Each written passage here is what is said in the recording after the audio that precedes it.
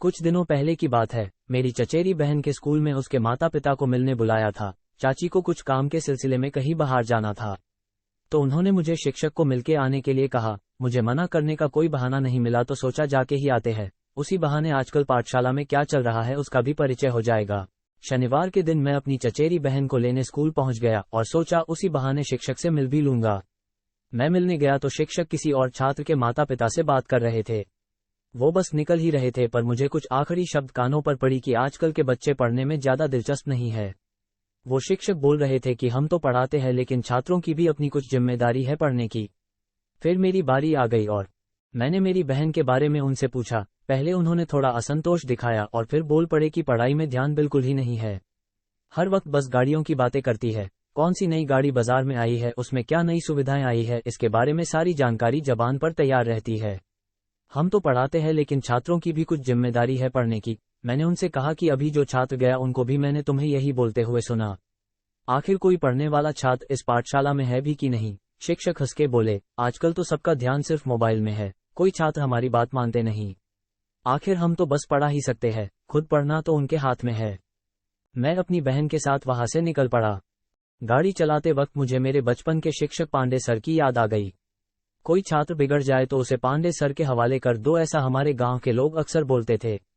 अगर कोई छात्र पांडे सर के हवाले कर देता तो उसके बाद उस छात्र पर कोई ज्यादा ध्यान नहीं देता, क्योंकि सबको पता होता कि पांडे सर के हाथों सौंप दिया है, अब कुछ अच्छा ही होगा। पहले जब मैं ये सुनता तो मुझे ऐसा लगता कि पांडे सर बहुत कठोर है और उनसे मुझे डर भी लगता। लेकिन जब उन्होंने मुझे पढ़ाया तब पता चला कि लोग ऐसे क्यों बोलते। पांडे सर अक्सर कहा करते कि तुमसे अगर किसी ने कितना भी कठिन सवाल पूछा हो, अगर तुम उस सवाल का जवाब सरल और सबको समझे ऐसे तरीके से ना दे सको तो समझ लेना कि उस सवाल का जवाब तुम्हें आता ही नहीं। और अगर तुम्हारा सरल तरीके का जवाब उस इंसान को उस विषय के बारे में जानने में और उत्सुक ना कर पाए तब तुम उस विषय में पारंगत नहीं बने हो।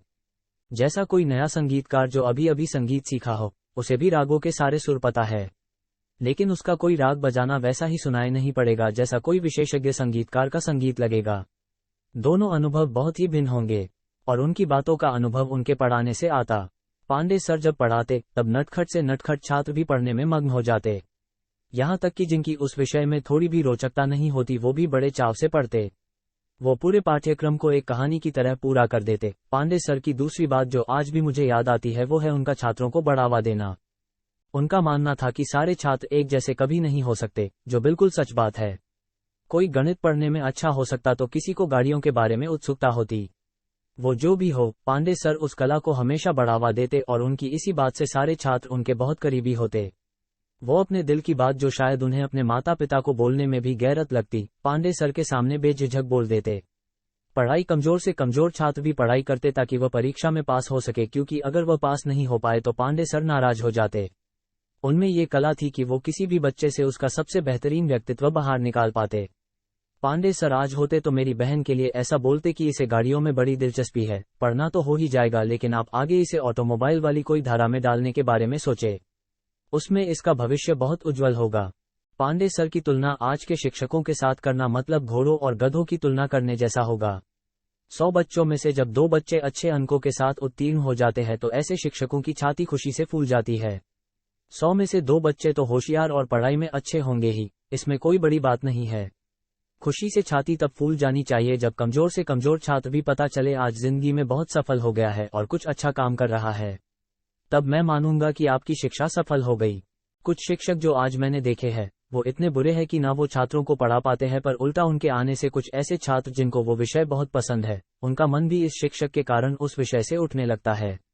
आजकल पढ़ना एक बड़ा धंधा बन चुका है और धंधे में तो सिर्फ पैसों को देखा जाता है। मैं पांडे सर को शिक्षक नहीं मानता, मैं उनको गुरु मानता हूँ और अपने आप को भाग्यशाली समझता हूँ, क्योंकि वो सिर्फ उनके विषय के बारे में नहीं बल्कि जिंदगी के बारे में भी कितना कुछ सिखा गए। ये सारी बातें सोच के मैं अपनी बहन के लिए काफी चिंतित हुआ और फिर मैंने सोच लिया कि मैं उसके लिए वो बनने की कोशिश करूंगा जो पांडे सर मेरे लिए थे, एक गुरु जो सिर्फ शिक्षा ही ना दे पर मार्गदर्शन भी करे।